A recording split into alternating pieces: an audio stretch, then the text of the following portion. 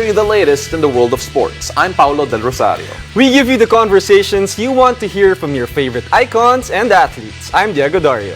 In tonight's game plan, we'll talk about the top duos in the NBA, but first, we'll hear from the newest addition to the PVL. Ooh, buckle up, sports fans. Let's get in the game.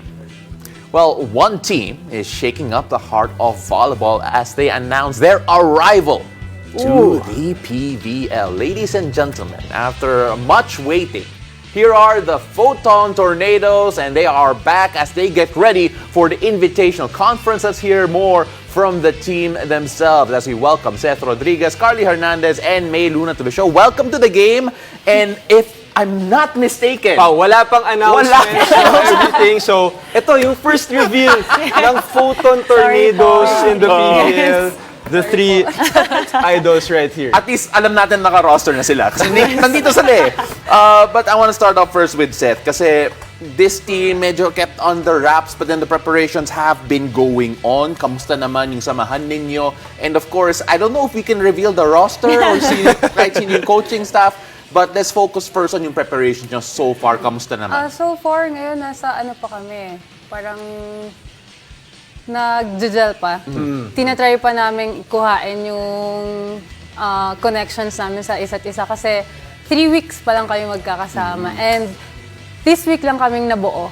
Okay. Yung lineup. So getting to know you face pa rin. Of course, I'm getting to know you. Yeah. Very important yung face na yan, Pao. And Carly, of course, the Foton, the fans have been waiting. Sino ba yung magiging players? Who will play for the Foton Tornadoes? Pero hindi yun ang tatanong natin kay Carly. Okay. You know, Foton has been a contender no matter where they play. Dito sa Philippines, even international, naglaro na rin ng Foton before. Carly, now that you are gonna play for Foton in the debut dito sa PVL, ano yung i-expect naman ng mga fans sa itong bagong Foton team in the PVL? Actually, andun nga, sinabi nga ni Seth na nandun pa kami sa time na nagje-gelling pa kami. So, more on yung ginagawa namin sa training is yung more on team Right. na drills. Kasi sabi nga nila coach na wala na kaming time eh. Parang wala na kaming time to prepare. So, yung mga gagawin namin is yung talagang magje-gel kami agad, which is yung mga like 6 na, 6 on 6, ganyan. So, ayun, actually, nothing to lose naman. Parang wala naman kaming no pressure at all. Kasi unang-una, kakabuo nga lang namin and kakasama nga lang namin yung iba, first time namin na nakasama. And then, ayun naman, parang kami, wala naman din mataas na expectations sa amin sila coach. So parang gawin lang, laro lang. Okay, alam niyo naman yung laro ng isa't isa. Batchmates pala kami. Yeah. Batchmates kayo. College ako, Pao. Of course, I watch them as a professional. Pero I like how you said that sabi ni coach, sino yung coach? May. No, I'm not gonna put you on the spot like that. Pero it seems to me na yung pinaunang challenge ninyo is how to get the team together, chemistry-wise, gelling-wise, and if I'm not yung gelling na yun, to make sure na pagdating ng PVL, ready na kayo. I think kahit naman sa labas ng court, nagtutulungan kami, nag-uusap kami, nagjo-joke time. So yun siguro yung maganda sa team namin ngayon kasi kahit na ngayon na kami nagkakasama, nagkiklik kami agad. So konting connection pa and syempre konting practice pa sa mga drills na kailangan naming magawa sa loob ng court. Well, especially kahit anong team sport naman, very important ang chemistry, communication. I'm sure you guys are working on that. And Seth, we talked about the team now, individual naman. You played for Cherry before this, if I'm not mistaken. And ngayon, ano yung mga learnings na natutunan mo doon? Now that you're in a new team, ano yung madadala mo para sa bagong team? Siguro yung mas mabilis ka kailangan mag-adjust. Kasi from other team ako, going to Cherry, kailangan ko agad makigel sa kanila, makibagay, parang yun, makausap ko sila agad at saka mag-connect agad kami. Ang natutunan ko siguro yung nadadalhin yung palaban, lalo si Ate Maylene pa at Siyempre. we all know, di ba, kung gaano siya kapalaban pagdating sa game. Yun yung sigurong binaon ko going to Foton. And Cardi, of course, a lot of the players, at least for a lot of the newer clubs, some haven't played in the PVL for a while. For those who haven't and for those who were siguro in limbo for a moment, how do you stay fresh? How do you stay fit? How do you make sure na, okay ka pagdating ng season na kung may tumawag na team na, okay, ready ka? yun din kasi yung parang mindset ko nung nag-decide ako mag-rest. Yeah. Sabi ko, hindi ako pwedeng mapahinga ng matagal. Saka hindi, as an athlete, parang hindi ka din mapapakali. Parang, pag wala kang ginagawa, hindi ka sanay. Yeah. So, ako, usually, workout ako, tas nagbobola-bola din ako. So, kahit sabi ko, may kumuha man or wala, gusto ko, Ready. Ready ako or kondisyon yung katawan ko. So, yun. So aside from volleyball, ano yung mga ginagawa mo nun? Siyempre, iba rin yung team court, team Yes. play talaga. Pero anong ginagawa mo nun before? Actually, nagji-gym ako talaga. Lagi ako, sobrang ako ng gym. So, lagi ako nasa gym din, naglalaro-laro din ako. Since yung mga kapatid ko din kasi is naglalaro din ng volleyball. So, minsan nag-aano kami ng nag-schedule kami na maglalaro kami ng kami-kami lang. So, yeah, yun. And may ikaw medyo, you could say veteran, di naman veteran, pero you have experience na in playing in Yes. the pro ranks. Ano yung sa tingin mo yung magiging role mo dito sa bagong Yeah. team, sa Foton? Napag-usapan niyo na ba?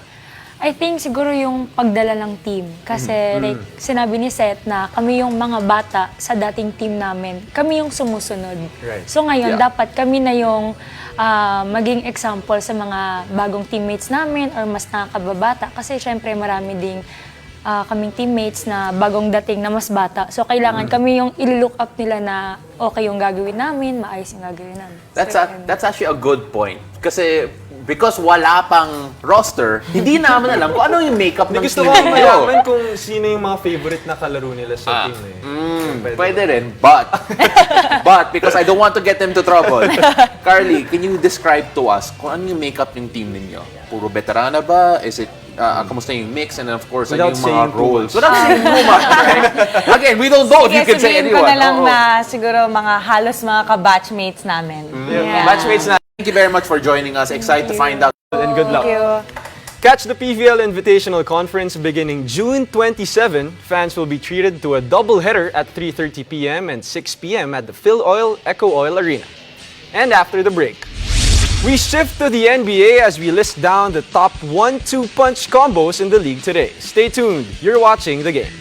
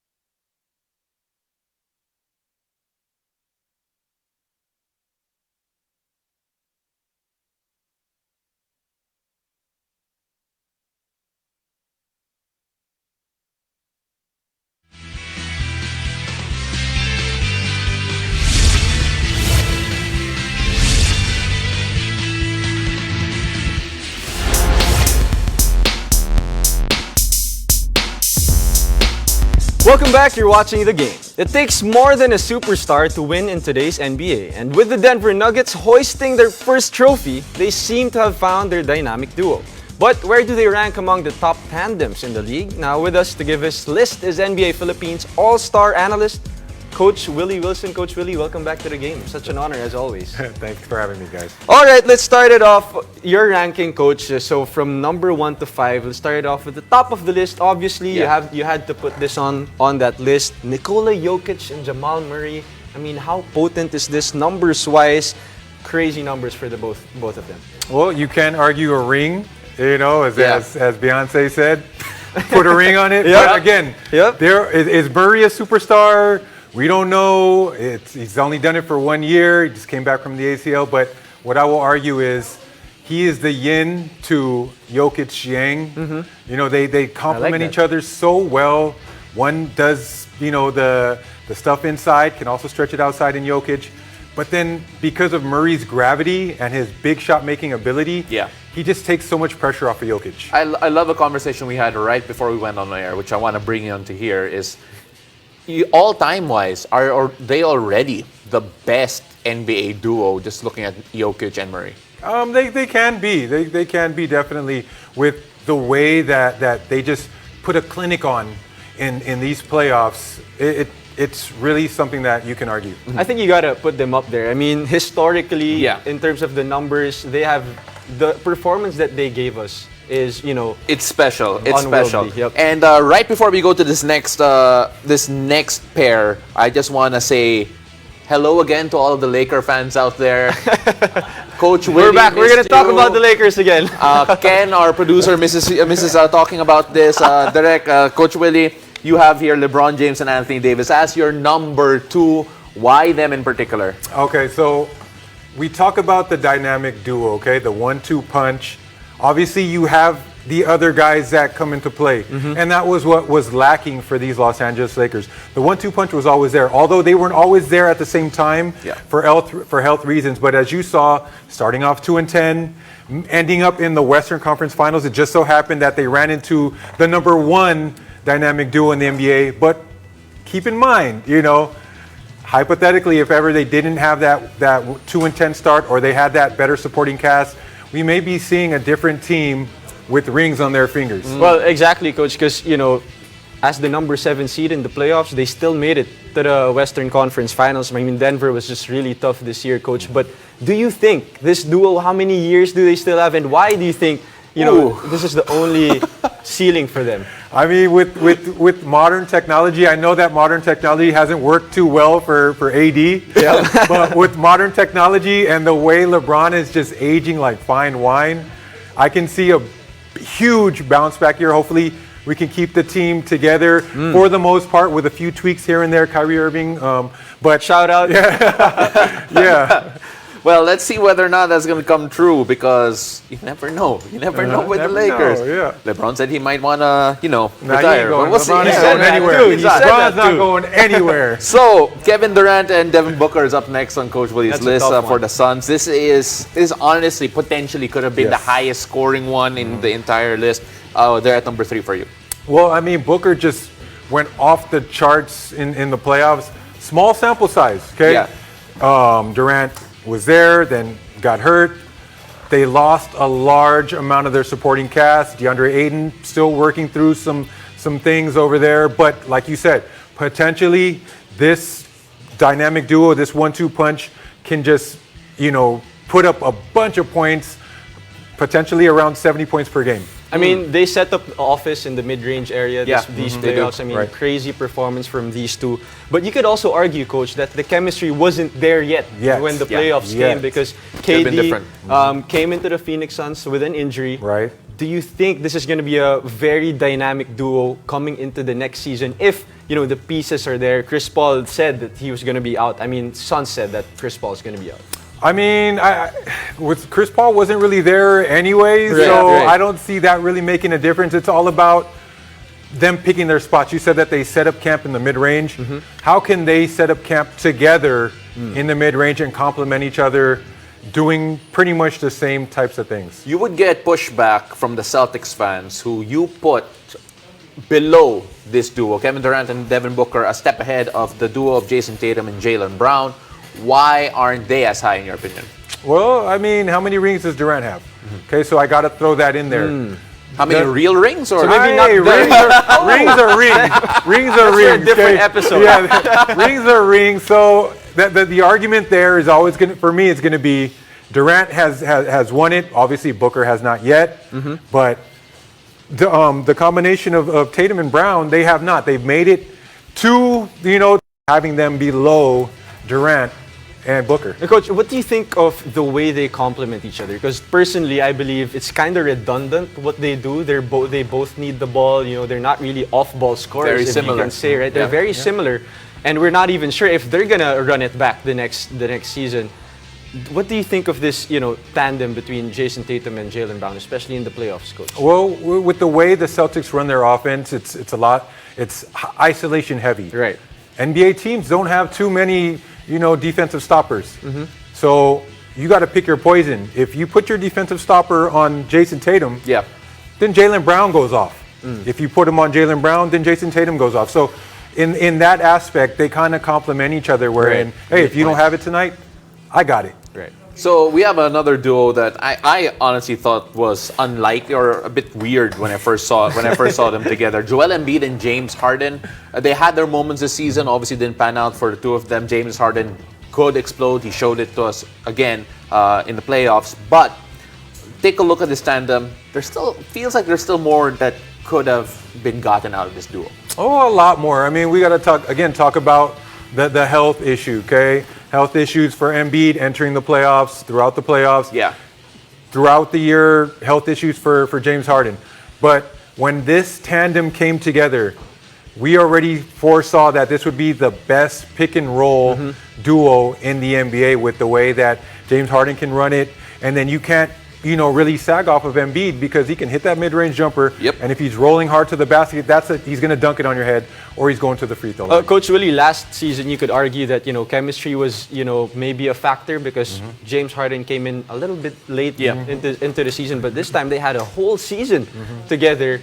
But what's the next level? Do you think they should work on other things aside from doing what they do? Because Do they stick to this duo? right? Because Actually, numbers-wise, they produce, but in terms of attitude, winning in the playoffs, Coach. There's always going to be a few tweaks. They've already gotten rid of the head coach. Coach Doc Rivers has moved on. They have they're bringing in somebody new. Okay, so they're going to have some new, fresh ideas, ways to capitalize on the dominance that is Joel Embiid and the gravity that is James Harden. And I'm just so excited to see what they can come up with to make those guys click.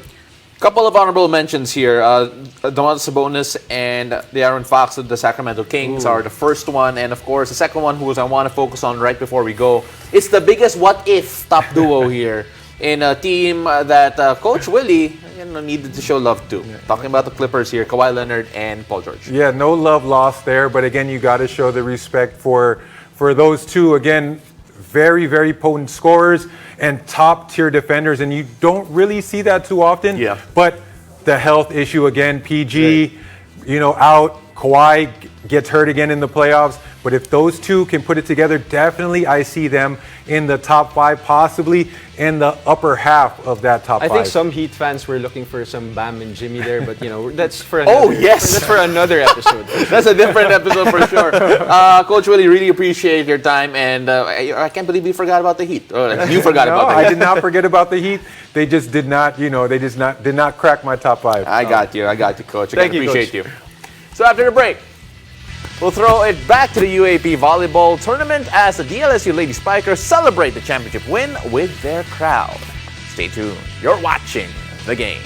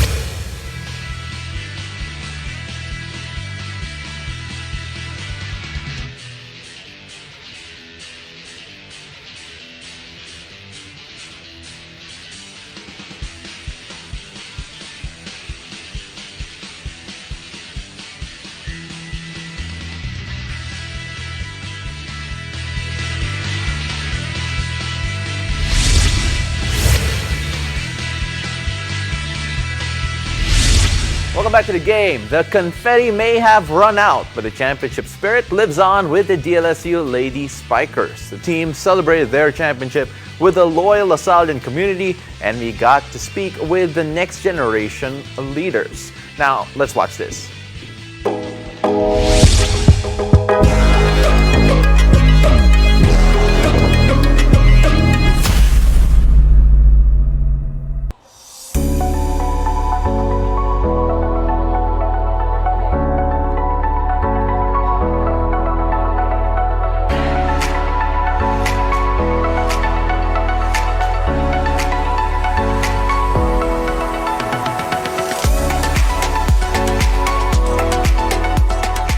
The championship meant everything to us po. You know, as a freshman for me, it was great to come and, you know, win straight away. And I know for the Ates, it meant everything, you know, bringing back the title to TEF. Actually, it means a lot kasi part din siya ng history namin as a LaSalle, as a Lady Spikers. And I think it's also part of us making another one. Kagaya nga po ng ginawa nila ng last mga Lady Spikers before na parang nag-2-peat, 3-peat sila. So, hindi po kami titigil kasi nga ngayon lang po namin nabawi. So, it really means a lot pero marami pa kami kailangan ibigay pa.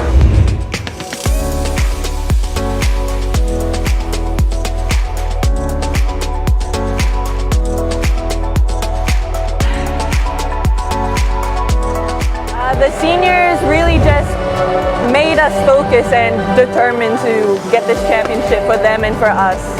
So yeah, they were the guidance that we needed, and they were the leaders that we needed. The culture, LaSalle culture, Lady Spikers culture is always there. Yung binigay lang ng mga ates sa amin is the advice they had din sa mga previous mga ates namin na binigay din nila sa amin. And syempre, the system, alam nila yung sistema compared sa amin. So, kung anong system na ginagawa nila, sinasabihan nila, tas parang, yun, pinapakita nila yung system. So, na-adapt din namin.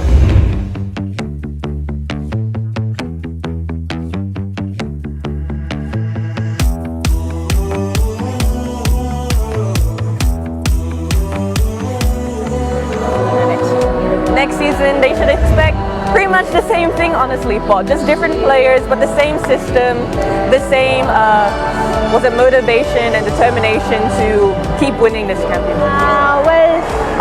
Expectation na siguro from us is that what you saw in season 85, marami pa kaming improvements to make as a team and individually. So I think there's a lot to make pa in the future, and you also know na marami pa kaming pagkakamali. So marami pang kailangan i-improve. Hello to the LaSallian community. Thank you so much for your support. Thank you so much for loving us, for giving us your 100% trust on us.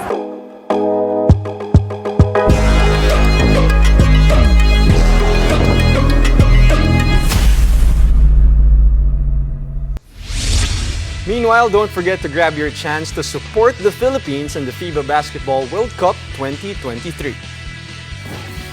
Buy 5-day passes at 20% off with this Independence Day World Cup promo package. Available from June 12 to June 16. Tickets are available at philippines-ticketing.worldcup.basketball.